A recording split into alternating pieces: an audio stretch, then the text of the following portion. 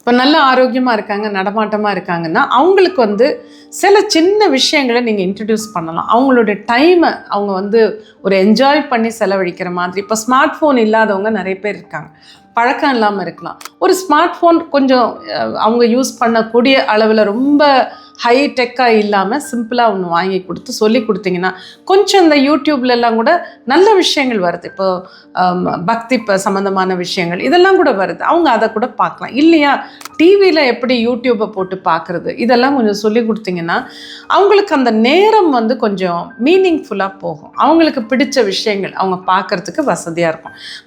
இப்போல்லாம் பார்த்தீங்கன்னா 60-70 வயசாக இருந்தாலும் டெக்னாலஜி எல்லாம் தெரிஞ்சு தான் வச்சுருக்காங்க. பட் சம்டைம்ஸ் அதுக்கு மேலே இருக்கிறவங்க, இப்போ எங்கள் அம்மாவுக்கெல்லாம் 85, 86, 87 வயசு ஆகுது.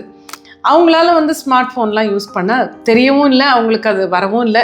அதனால் சாதாரண பட்டன் ஃபோன். ஸோ என்னென்னா அவங்களுக்கு டைம் இருக்கும்போது என்ன பண்ணுறதுன்னு தெரியல.